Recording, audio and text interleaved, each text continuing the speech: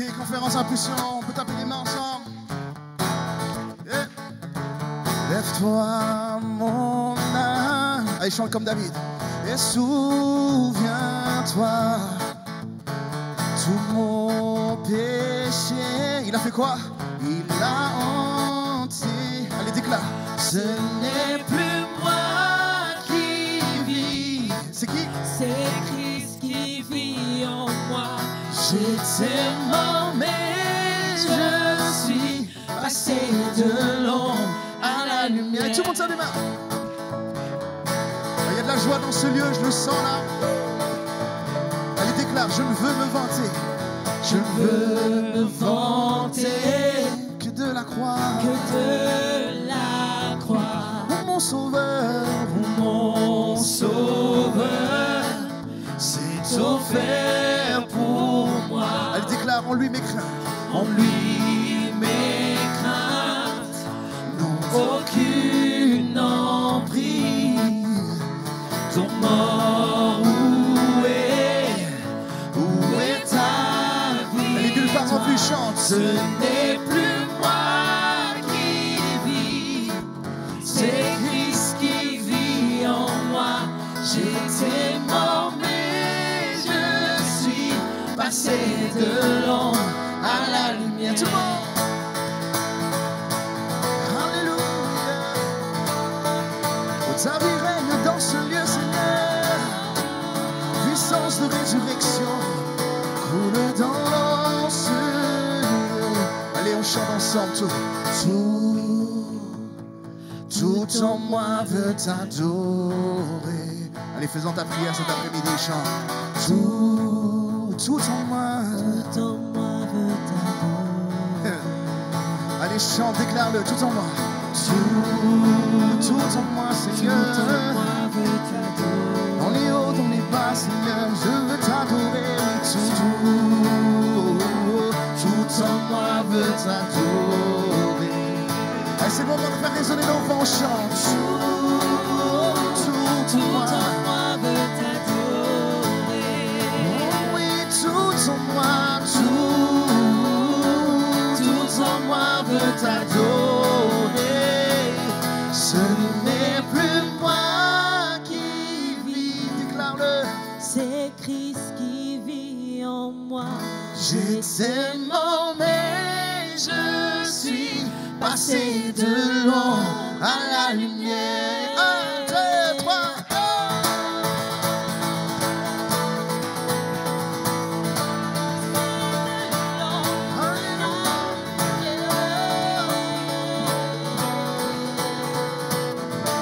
Allez, fais rugir ta louange aujourd'hui, chante tout en moi. Oui, tout en moi veut t'adorer. Oui, tout en moi veut t'adorer. Oh oui, tout en moi. Tout en moi veut t'adorer.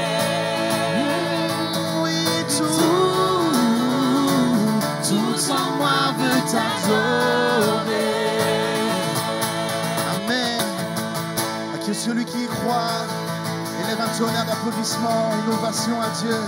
Son règne est ici parmi nous. Alléluia. Alléluia. Oui, Seigneur, tout en nous veut t'adorer. On veut t'adorer, on veut t'élever. Amen. On veut honorer le grand je suis. On veut le magnifier lui seul. Ouais, c'est ça. À celui qui s'est donné à la croix pour nous. À celui qui a tout payé à la croix pour nous. Il est tout pour nous. Il est tout pour nous. Oui, nous voulons l'élever. Nous voulons le magnifier lui seul. Alléluia. Jésus.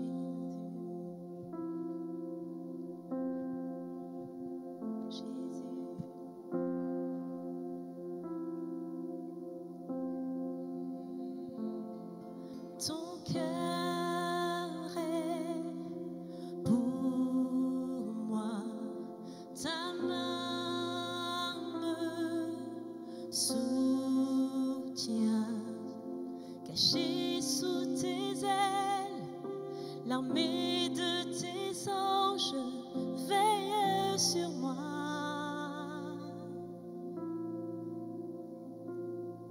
Tu avec moi, constant et présent, car depuis toujours, ta faveur me poursuit, tu es mon appui. Chantons ensemble. Je n'ai jamais marché seule, jamais été délaissée.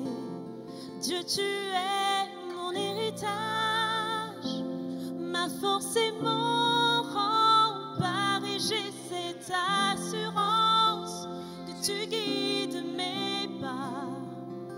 Toi, mon libérateur, non, je ne marche jamais seul. Est-ce que tu le crois, Église, que tu n'es pas seul? Chantons ensemble. Dieu, tu es fidèle.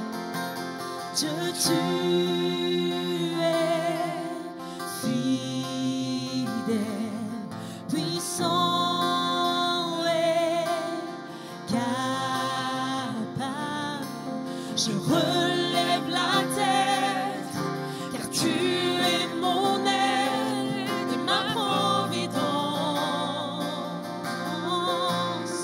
Je n'ai jamais marché seul, jamais été délaissé. Dieu, tu es mon héritage, ma force et mon rempart, et j'ai cette assurance que tu guides mes pas. Toi, mon libérateur, non, je ne marche jamais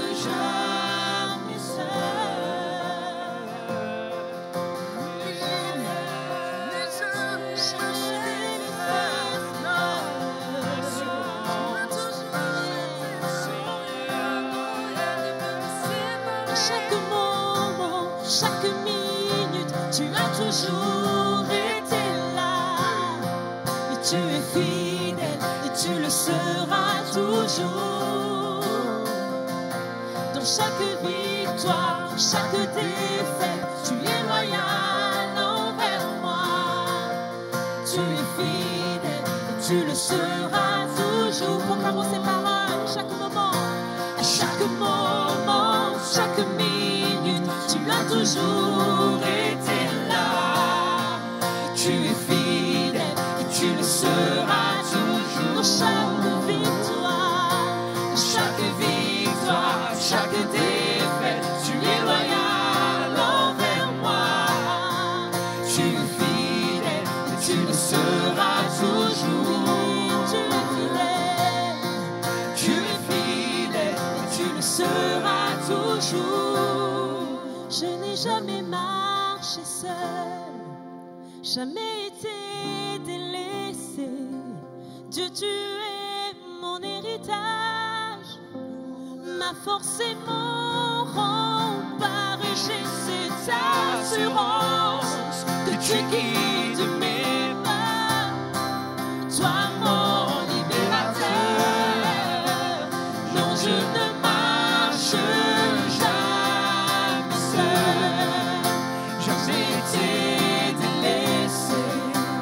Dieu, tu es mon héritage, ma force et mon rempart, et j'ai cette assurance que tu guides mes. Toi, mon libérateur, non, je ne marche jamais seul. À chaque moment, chaque minute, tu as toujours été là. Tu es fidèle et tu le seras toujours. Dans chaque victoire, chaque défaite, tu es loyal envers moi. Tu es fidèle et tu le seras toujours. Tu es fidèle et tu le seras toujours. À chaque instant, tu es fidèle. Tu es fidèle. Tu le seras toujours. Oui, tu es fidèle. Tu es fidèle. Oui, chante Église. Tu le seras toujours. Ta fidélité durera toujours. Tu es fidèle, Jésus, tu le seras toujours. tous les jours de ma vie.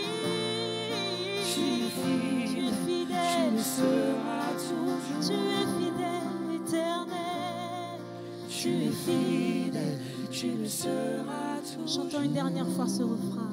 Je n'ai jamais marché seul, jamais été délaissé. Dieu, tu es mon héritage, ma force et mon rempart. Et j'ai cette assurance que tu guides mes pas. Toi, mon libérateur, non, je ne marche jamais seul. Ce matin, on va prendre le temps, comme Laurent vous l'a dit, d'aller dans la parole du Seigneur, d'aller dans le message que Dieu veut nous adresser. Mon premier message s'appelle « Un royaume qui s'approche ». Le deuxième message s'appellera « Le royaume au milieu des hommes ». Donc il s'approche et puis ensuite il vient au milieu des hommes. Ça sera tout à l'heure. Normalement, il y avait des diapos, des visuels qui sont prévus, des visuels de soutien, mais il semblerait qu'il y ait un problème ensuite. Je ne sais pas, c'est la première fois que ça me le fait. Pourtant, c'est un truc standard Canva, mais apparemment il y a un problème, donc s'il y a des diapos qui ne fonctionnent pas, je suis vraiment désolé pour ça. On va ouvrir la parole du Seigneur tout de suite dans l'évangile de Matthieu. Je me retourne pour voir si la diapo marche bien. La suivante, si tu peux mettre le texte. Ah ben, au moins voilà, au moins il y a le premier verset qui apparaît, c'est bien, c'est déjà ça qui est fait. Nous l'avons là. Allez, prêchez et dites, le royaume est proche. Cet après-midi, on va parler donc du royaume.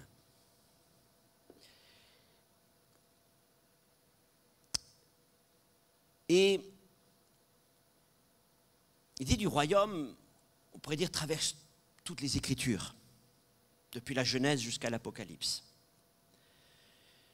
Mais avec la venue de Jésus, cette idée va prendre une dimension tout à fait nouvelle. Comme ça n'avait jamais été vu avant. Avant, il y a eu le royaume de David, le royaume de Juda, etc. Mais avec Jésus, nous comprenons, c'est le roi annoncé qui arrive. Nathan, le prophète, avait été envoyé par Dieu vers David pour lui dire qu'il lui susciterait un fils qui serait le Messie, qui serait le roi. Et quand Jésus est venu sur terre, comprenons-le, tu le disais un peu ce matin, Laurent, tout à fait juste, il est venu pour nous annoncer l'évangile du salut, mais il est venu aussi pour nous annoncer l'évangile du royaume. Et l'idée du royaume est presque constamment présente là dans les évangiles. Matthieu, Marc, Luc, Jean, mais aussi ensuite dans les actes et encore dans les épîtres. Donc ce n'est pas quelque chose qui a disparu avec Jésus. Et c'est important, on le verra tout à l'heure. Mais il est vrai que cette notion de royaume de Dieu est particulièrement attachée à son ministère, à sa personne. Il est le roi. Et là où est le roi, il y a le royaume.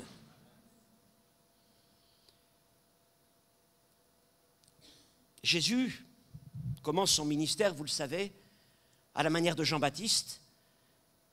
Il s'adresse aux foules qui sont devant lui. Et le message qu'il leur donne, c'est « Repentez-vous, car le royaume de Dieu s'approche, car le royaume de Dieu s'est approché, car le royaume de Dieu est proche. » Et Matthieu, par exemple, au chapitre 4, verset 23, résume un peu le ministère de Jésus. Jésus parcourait toute la Galilée, donc dans tous les lieux où il allait en Galilée, il enseignait dans les synagogues et il prêchait la bonne nouvelle du royaume. Et il guérissait toute maladie, toute infirmité. Il prêchait la bonne nouvelle du royaume. Et dans Luc 4, 43, il précise qu'il annonce la bonne nouvelle du royaume de Dieu, car c'est pour cela qu'il a été envoyé. Pourquoi a-t-il été envoyé? Pour annoncer la bonne nouvelle du royaume de Dieu. C'est sa mission première. Donc Jésus est venu sur cette terre, lui le roi, pour commencer à amener ce royaume. Je dis commencer, parce qu'il est venu en quelque sorte pour jeter les fondations du royaume.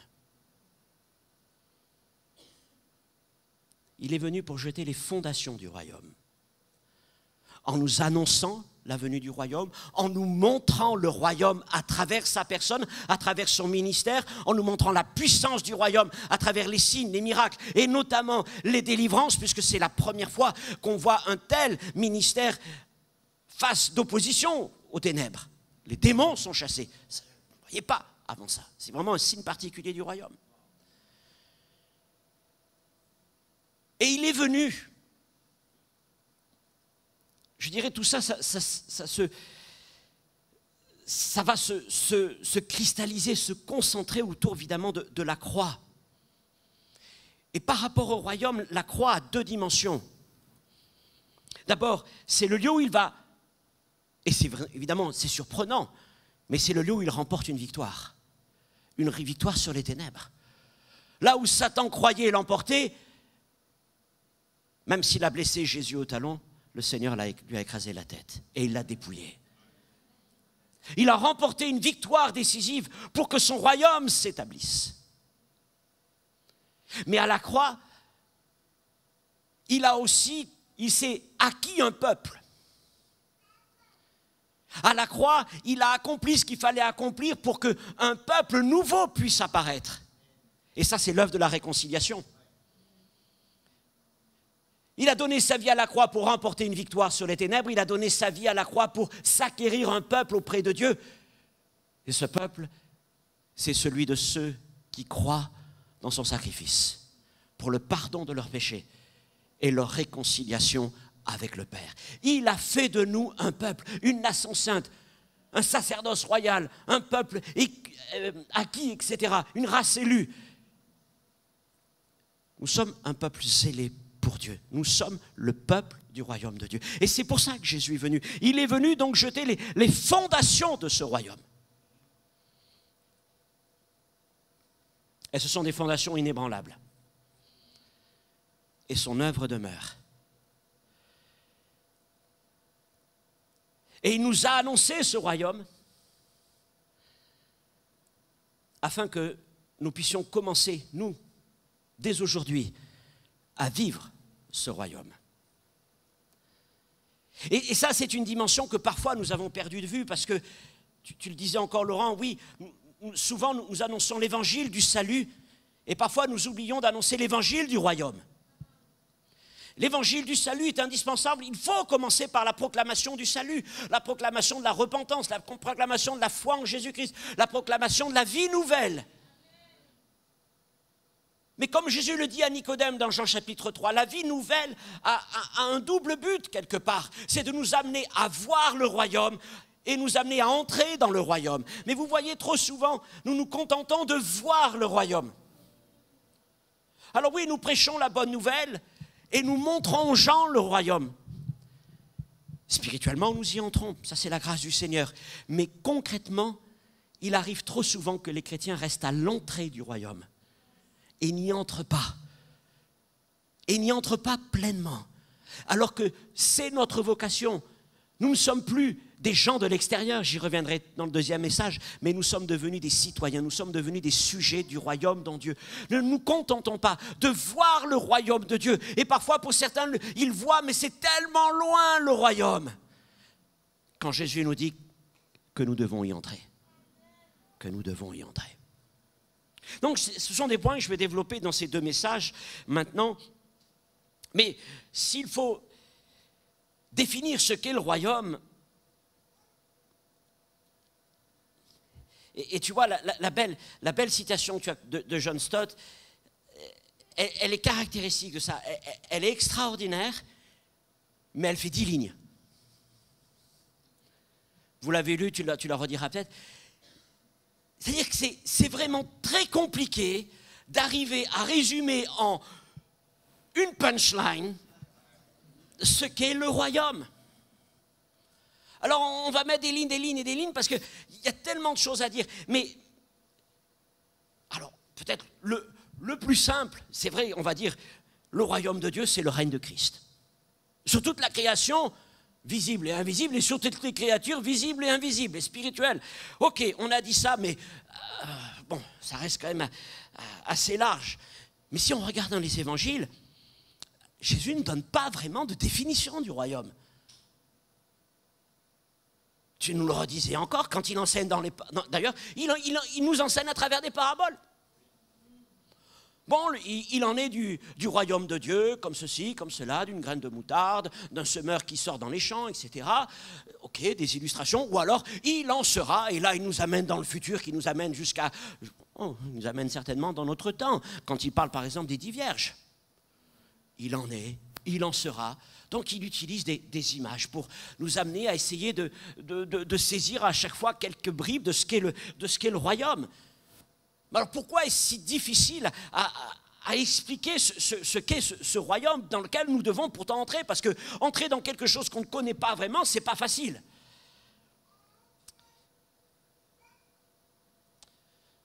C'est-à-dire que nous avons un royaume qui est différent de tous les autres. Jésus le dit, mon royaume n'est pas de ce monde.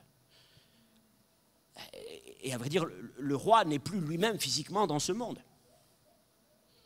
Mais il n'y a pas de palais royal, il n'y a pas d'adresse, ni Saint-Pierre de Rome, ni Saint-Pierre de Genève. Il n'y a pas d'adresse, il n'y a pas un drapeau particulier, il n'y a pas ceci. Du coup, on le comprend aujourd'hui dans son essence, le royaume est avant tout spirituel. Il est de nature spirituelle. Un jour, ça va changer. Il va devenir visible. Quand on verra le Seigneur, de toute façon, quand on verra le Seigneur, alors on verra le royaume. On le verra pleinement. Alors, on a l'habitude, quand on enseigne dans le royaume, de parler d'un royaume en tension. Un royaume en tension. Et on dit que le royaume est déjà là, il est déjà au milieu de nous, tout en étant à venir. Il est parfait, sans être encore pleinement réalisé, pleinement accompli. Ce qui veut dire qu'il semble pris entre deux temps, entre deux dimensions, comme suspendu entre l'ascension et le retour de Jésus, entre le passé et le futur, entre le ciel et la terre, ou entre la terre et le ciel. Et nous, quelque part, nous sommes en plein dans cette tension. Nous sommes à la fois citoyens des cieux et toujours dans une réalité terrestre. Nos yeux et nos cœurs sont attachés à ce qui doit venir en perfection, tout en évoluant dans une réalité qui est loin d'être parfaite. Nous avons reçu le royaume de Dieu, mais nous luttons toujours face à nos limites et à nos faiblesses. Et nous prions sans cesse que ton royaume vienne, mais nous avons toujours le désir de vivre le royaume. Alors pour commencer, je voudrais donc parler de quelques caractéristiques de ce royaume qui s'approche de nous et de comprendre un peu comment il fonctionne. Et le premier point, mais ça marche encore les diapositives, on va voir si la prochaine marche. Un royaume renversant, parce qu'il faut commencer par ça. C'est un royaume presque upside down, comme disent les anglophones. C'est pas l'Australie, mais c'est un royaume. C'est un mystère, ce royaume. C'est un mystère parce que il fonctionne à l'envers des principes du monde. Ce qui fonctionne dans le monde, ce qui est en valeur dans le monde, ne l'est pas dans le royaume de Dieu, et vice-versa. Il vient d'une autre réalité. Il vient d'un autre monde. Alors c'est particulièrement dans le sermon sur la montagne que Jésus développe ces notions du royaume de Dieu, de son fonctionnement. Vous savez, pour moi, le sermon sur la montagne, c'est la constitution du royaume de Dieu. C'est la loi. Parce que des fois, on croit que nous, dans l'Évangile, nous n'avons plus de loi. Mais je ne suis plus sous la loi. Tu n'es peut-être plus sous la loi de Moïse, mais comme tu es sujet du royaume de Dieu, tu es sous une loi. Parce qu'il n'y a pas de loi, il n'y a pas de royaume sans loi. Tout royaume a besoin d'une loi. Et cette loi, nous la trouvons dans le sermon sur la montagne. Elle ne fonctionne pas selon les principes de l'Ancienne Alliance, mais selon les principes que Jésus nous donne.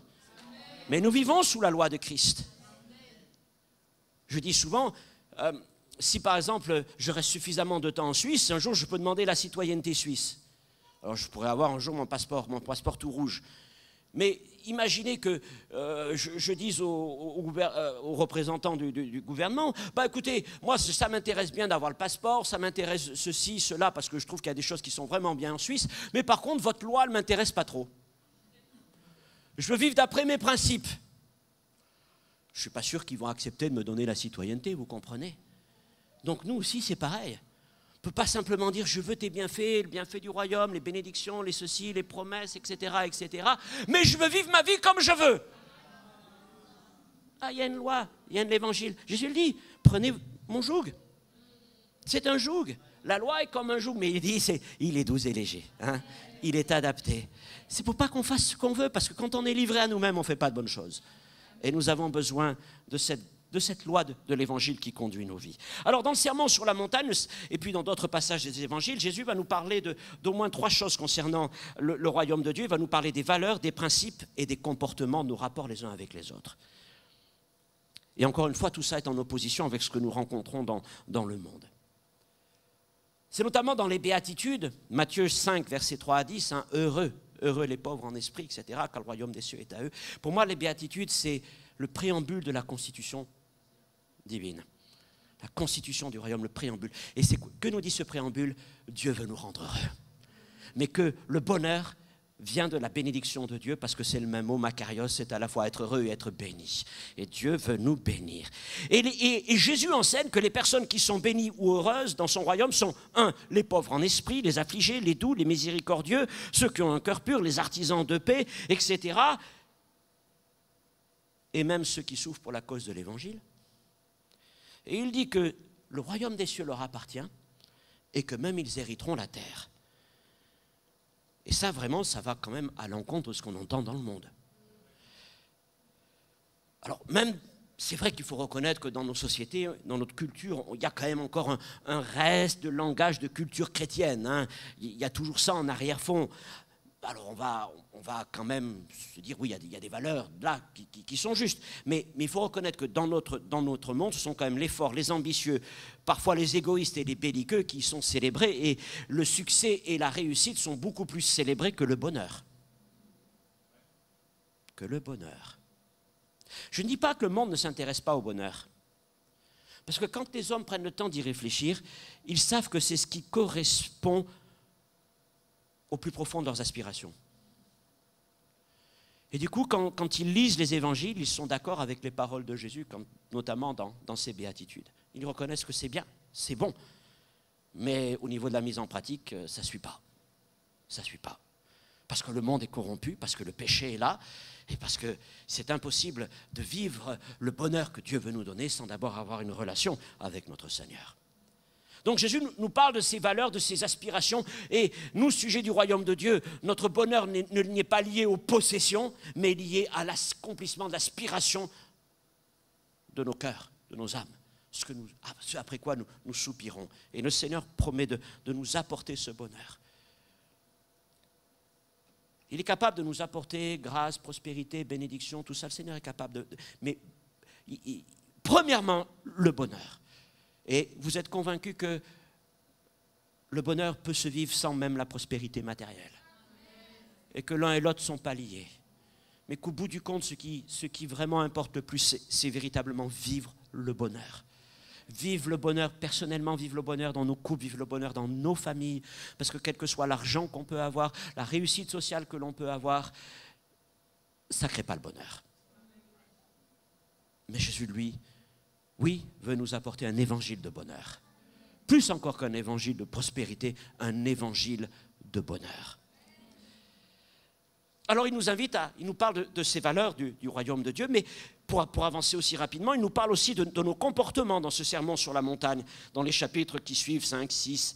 Et il nous dit que si les gens du monde, y compris les religieux, agissent pour être vus et applaudis par les autres, dans le royaume de Dieu, un mot revient fréquemment, c'est secret. Secret. Nous vivons, nous agissons, nous avons une piété avant tout secrète.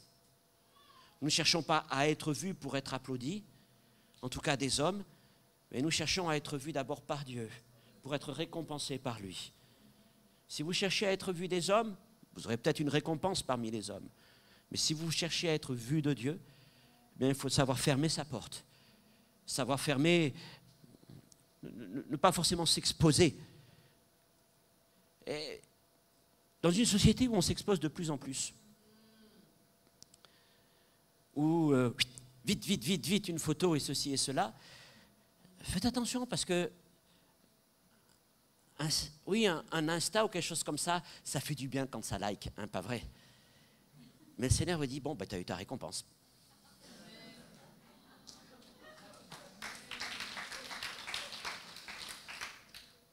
Mais si vous voulez une véritable récompense, céleste et qui dure éternellement. Parfois, sachez rester dans le secret. Et en restant dans le secret, non seulement il y a une bénédiction éternelle, mais vous verrez que Dieu vous le rend d'une manière tout à fait particulière. Je méditais avec des collègues ces temps-ci sur le risque de substituer l'autorité par la notoriété. Faisons attention à cela. Et surtout, on le sait, pour les ministères. Notoriété et notoriété ne vont pas forcément ensemble. Et c'est pareil pour chacun d'entre nous dans la manière dont nous voulons mener nos vies. Alors, voilà pour le secret. Par 3 fois aussi dans Matthieu chapitre 6, vous pourrez regarder ça vous-même, je ne peux pas rentrer dans tous les détails. Jésus nous dit de ne pas nous inquiéter pour notre vie, notre nourriture, nos vêtements, etc. Mais de faire confiance à notre Père Céleste qui sait ce dont nous avons besoin et qui prendra soin de nous.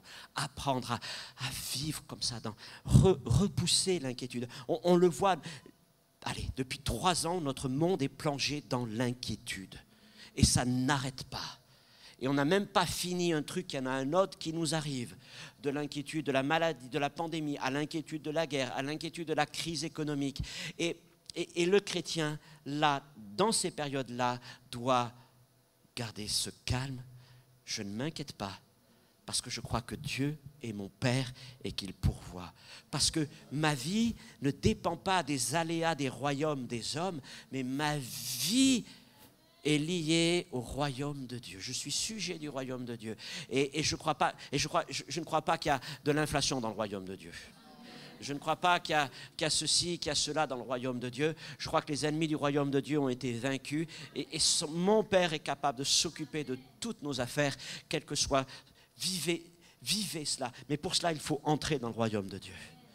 Ne vous contentez pas simplement de voir au loin, mais entrez, vivez pleinement cette relation avec le Seigneur qui commence dans le secret. Vous voyez, elle commence dans le secret d'une chambre. On ferme nos portes simplement pour être avec lui, dans le secret d'actions qui se font là tous les jours. Et lorsque nous sommes dans ce secret-là, eh bien le Seigneur nous amène cette grâce, nous amène cette force pour ne pas nous inquiéter parce que nous croyons qu'il s'occupe de nous dans chaque instant de nos vies.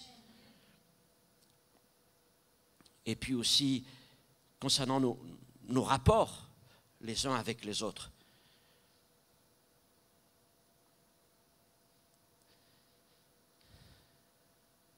Ne maudissez pas, mais bénissez. Faites du bien à ceux qui vous haïssent. Il y a tout un enseignement à voir dans ce chapitre 6 de Matthieu, du Sermon sur la montagne, où nous voyons comment Jésus nous amène à comprendre ce qu'est la philosophie de sa loi. Elle commence en disant tu ne diras pas insensé à ton frère. Réconcilie-toi avec ton frère. Et il finit en bénissant ton ennemi. Et il y a tout un chemin. Et la loi du royaume, c'est l'amour. Qui commence par l'amour d'un frère. La vérité, la fidélité pour finir dans même l'amour de nos ennemis. Et Jésus nous dit, soyez parfaits, ça veut dire soyez accomplis dans tout cela. Je suis désolé, je concentre un petit peu, mais il y a tellement de belles choses à dire à ce sujet-là. Et il nous dit aussi de ne pas juger les autres. Et puis dans Matthieu 23, versets 11 à 12, il est écrit, le plus grand parmi vous sera votre serviteur. Quiconque s'élèvera sera abaissé, quiconque s'abaissera sera élevé. Waouh, ça aussi c'est quelque chose de complètement renversant par rapport à ce qu'on vit dans le monde. Et ça parle de nos relations les uns avec les autres. Et il y a un verset que j'aime beaucoup et qui est caractéristique de la manière dont fonctionne le royaume. 1 Corinthiens chapitre 1er verset 27-28. Si il apparaît, 1 Corinthiens chapitre 1er verset 28. Il est écrit, mais Dieu a choisi les choses folles du monde pour confondre les sages. Dieu a choisi les choses faibles du monde pour confondre les fortes. Dieu a choisi les choses viles du monde et celles qu'on méprise, celles qui ne sont point, pour réduire à néant celles qui sont, afin que nulle chair ne se glorifie devant Dieu. Les choses folles, les choses faibles, les choses qu'on méprise, voilà ce que Dieu a pris. Voilà, les faibles, ceux qu'on considère comme fous, c'est-à-dire sans grande éducation, ceci ou cela, les choses. Non, Dieu nous prend et il nous amène là, dans son royaume, et il change nos vies pour que nous puissions être des témoins. Dieu ne se glorifie pas dans les choses fortes, il ne se glorifie pas à travers les richesses des hommes, à travers la force des hommes, il se glorifie à travers nos faiblesses. Nous lui apportons nos faiblesses, nous sommes qui nous sommes, mais lui, il fait de nous des sujets de son royaume. La nature du royaume de Dieu est radicalement donc différente de tout royaume humain, et tous les principes, les valeurs, les comportements humains qui sont célébrés dans le monde sont de peu d'importance dans le royaume, et ceux valorisés dans le royaume sont généralement dédaignés dans notre monde. Renversant, il renverse toutes nos logiques, il renverse tout notre système de valeurs, il renverse toute notre façon de réagir, d'établir des relations, des contacts les uns avec les autres.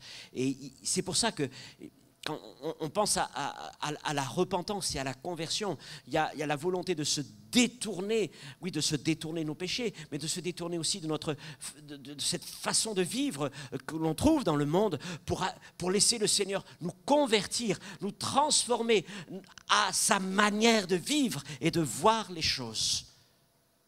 Vous voyez ? Ce n'est pas simplement un changement là de cœur, de pensée. Autrefois, je ne croyais pas en Dieu, maintenant je crois en Dieu.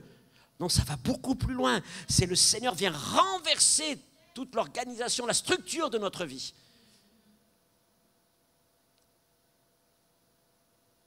Pour faire de nous des sujets de son royaume. Deuxièmement, un royaume en tension. Je l'évoquais au tout début. Mais ça passe, ça va, génial. Nous disons que le royaume de Dieu est tendu entre deux temps, deux lieux qui semblent difficiles à concilier ensemble. D'un côté, le royaume est présent, il est là aujourd'hui, il est au milieu de nous, mais de l'autre côté, il ne sera manifesté pleinement qu'au retour de Jésus-Christ, il est donc en devenir.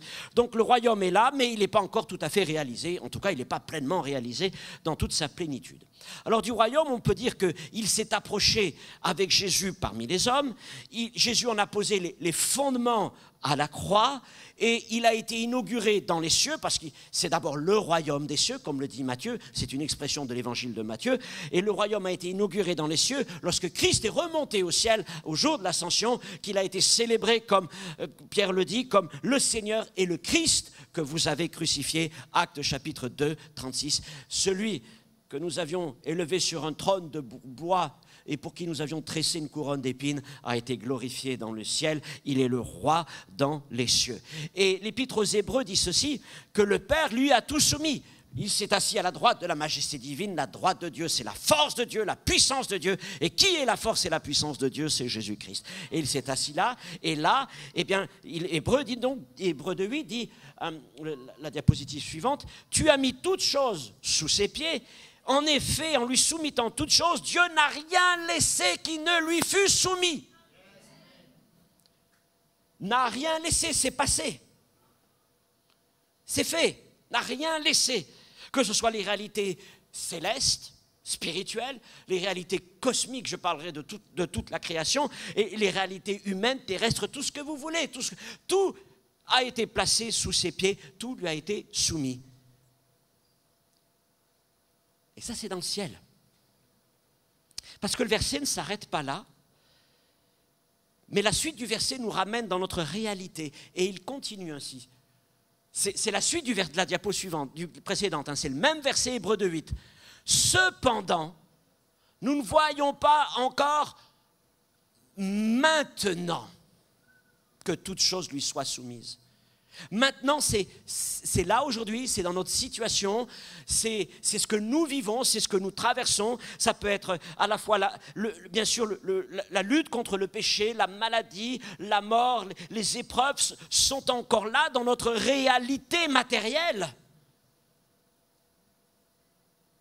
Et continuent de se manifester.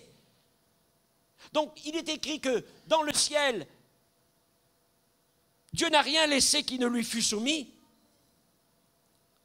Et sur terre, nous ne voyons pas encore que ces choses lui soient entièrement soumises. Vous voyez cette tension? Mais vient un jour prochain où Jésus se saisira pleinement de son règne et assujettira tous ses ennemis.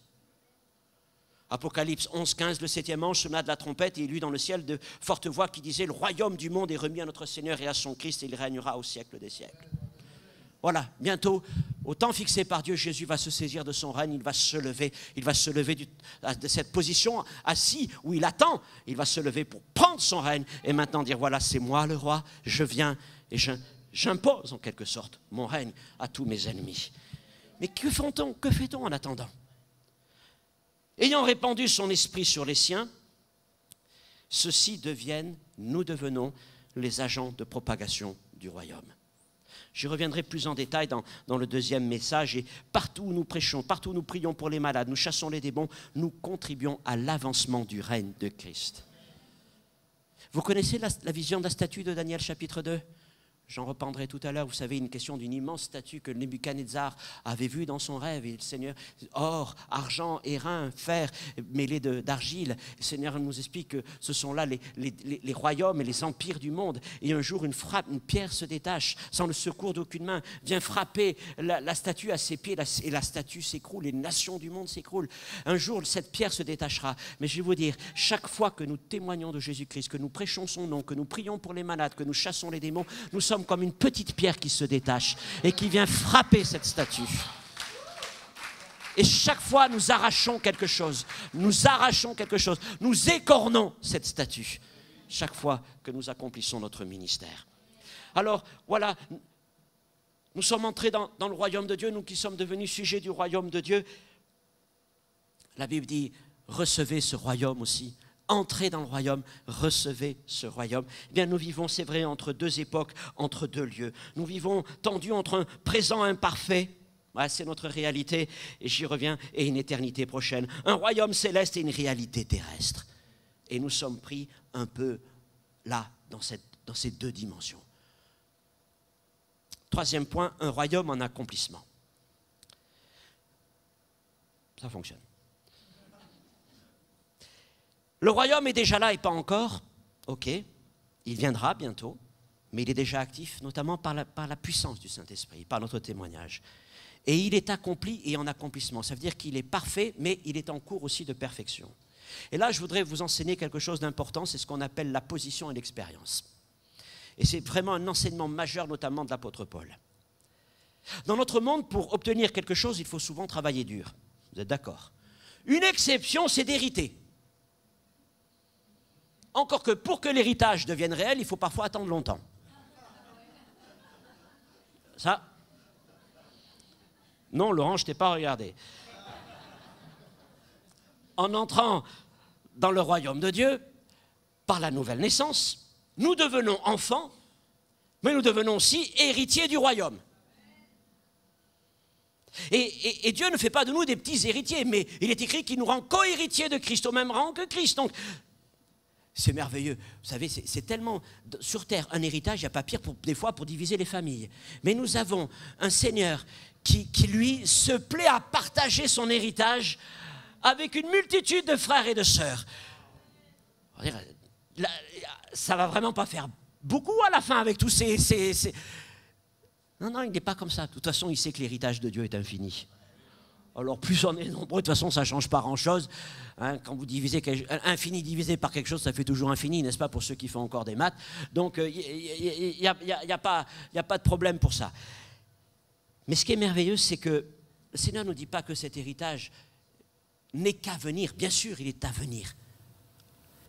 Mais il est déjà au milieu de nous pour aujourd'hui. C'est ce que Paul nous enseigne dans les Éphésiens. C'est-à-dire qu'en Jésus-Christ, nous avons accès à notre héritage dès aujourd'hui. Nous n'avons pas besoin d'attendre de monter au ciel ou le retour de Christ pour commencer à vivre notre héritage. Mais dès aujourd'hui, nous recevons cela. Paul parle, vous savez, du gage, de l'acompte, d'une avance de ces choses que Christ a acquis pour nous. Et quel merveilleux passage que les premiers chapitres d'Éphésiens. Béni soit Dieu le Père, notre Seigneur Jésus-Christ, qui nous a bénis de toutes sortes de bénédictions spirituelles dans les lieux célestes en Christ. En Christ, nous avons tout dans le ciel. Et ça, c'est notre position spirituelle, d'autant plus que, vous le savez, il écrit ensuite qu'il nous a ressuscités et il nous a fait asseoir ensemble dans les lieux célestes en Jésus-Christ. Nous sommes là où Christ est assis, nous sommes assis. Ce que Christ a reçu du Père, nous le recevons du Père. Et Paul a l'audace, et je trouve que ces 4 mots sont absolument, vraiment extraordinaires quand on les mesure dans la première aux Corinthiens. Il écrit « Tout est à nous ». C'est tout simple, mais c'est absolument extraordinaire que de réaliser ça, de se dire « Mais Seigneur, tout est à nous ». Pas simplement « tout sera à nous », mais tout est à nous.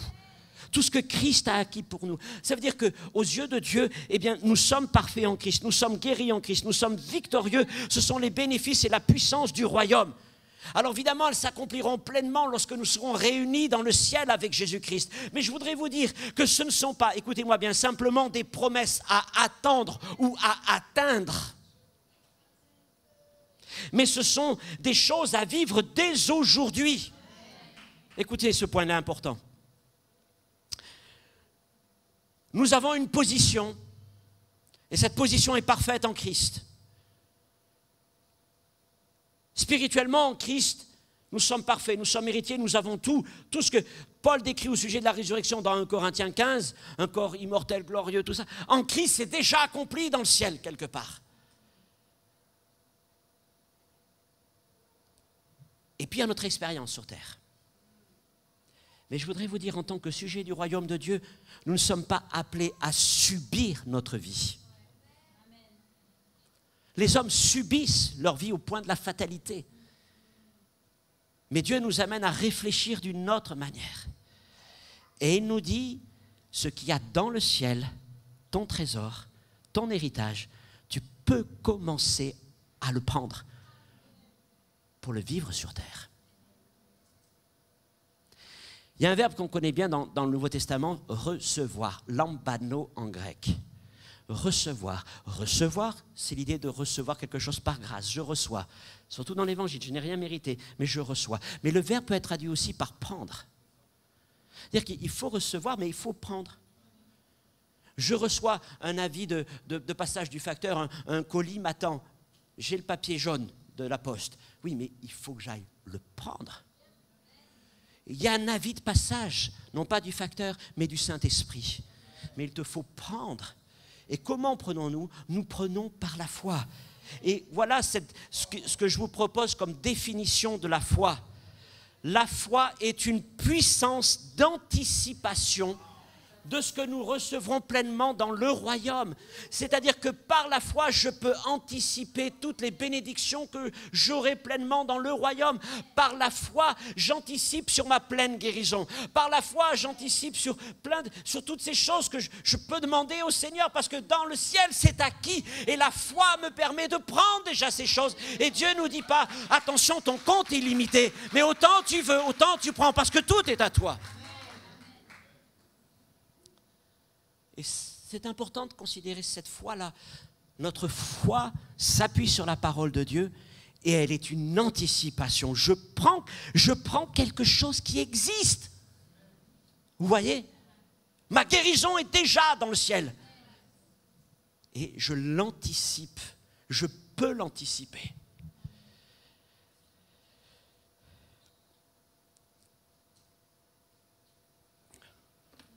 Je vérifie mon timing. Ça, je suis presque. J'arrive à la fin. Juste une autre image. C'est vrai que maintenant, ça se fait un peu moins, mais il y a quelques années encore, c'était le truc. Vous savez, quand vous allez sur un... Il y avait des sites où il fallait aller chercher, télécharger tel programme. Comme on passe la plupart du temps avec les applications, ça ne fonctionne pas tout à fait pareil. Quoique. Mais alors on avait des sites, c'était quoi? Télécharger 01, enfin je ne sais plus quoi. Vous avez téléchargé Adobe, téléchargé ceci, cela. Donc vous téléchargez votre truc, vous avez tous connu ça un petit peu. Et puis vous avez un fichier qui est zippé. Mais il est sur votre ordinateur, il est dans la mémoire. Mais tant qu'il est zippé, il ne fonctionne pas. Il faut l'extraire. Et je voudrais vous dire, c'est un peu aussi une image qui nous permet de comprendre le fonctionnement du royaume de Dieu. Nous avons tout téléchargé, nous avons téléchargé le ciel. Ou plutôt, nous avons été téléchargés dans le ciel. Enfin voilà, il y a tout qui est en nous, mais à un moment, il va falloir extraire ça. Et la vie chrétienne consiste en fait à extraire tout ce que Dieu a mis en nous. Au fur et à mesure de notre marche, par la foi, par la connaissance de Christ, on va extraire ces choses. Et elles vont devenir, on va se rendre compte, mais qu'elles sont actives. On les rend actives, vous comprenez. Elles sont en nous parce que, par sa divine puissance, Dieu nous a donné tout ce qui contribue à la vie et à la piété. 2 Pierre chapitre 1er, versets 3 et 4. Donc tout est déjà en nous, il faut l'extraire. Il faut l'extraire.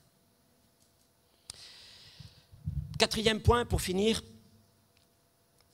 Alors, nous sommes donc dans un royaume qui est en tension, renversant, un royaume en tension, un royaume qui est accompli, mais pas encore tout à fait accompli.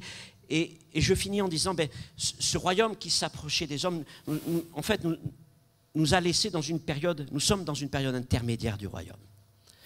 Période intermédiaire du royaume.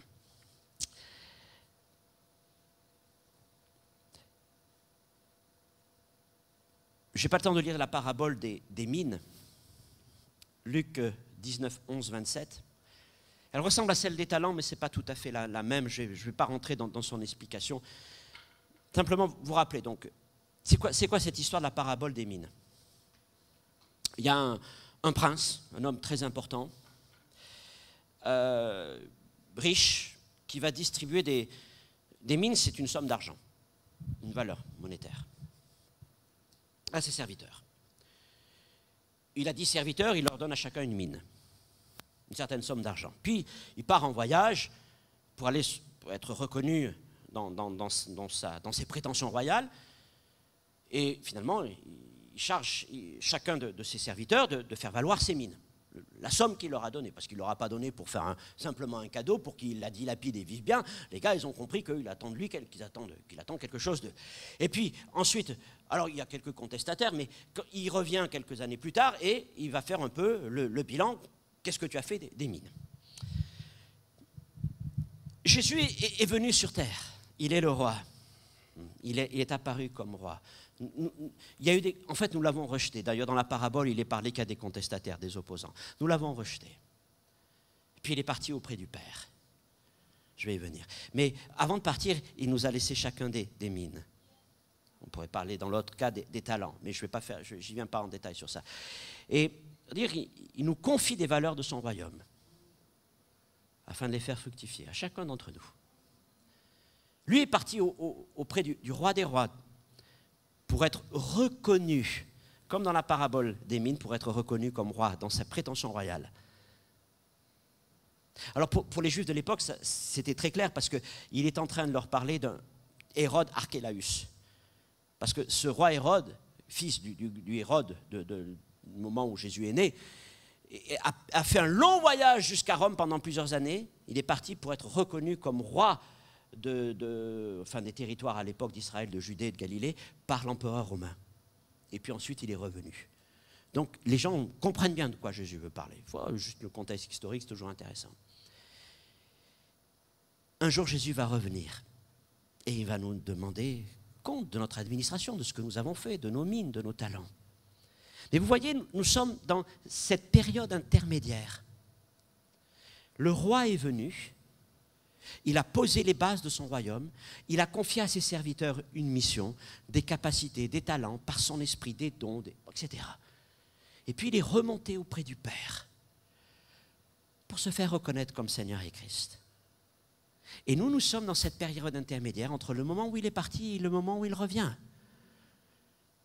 Et pendant cette période intermédiaire, nous faisons valoir tout ce que le roi nous a donné. Parce que nous sommes de ceux qui l'avons déjà reconnu comme roi.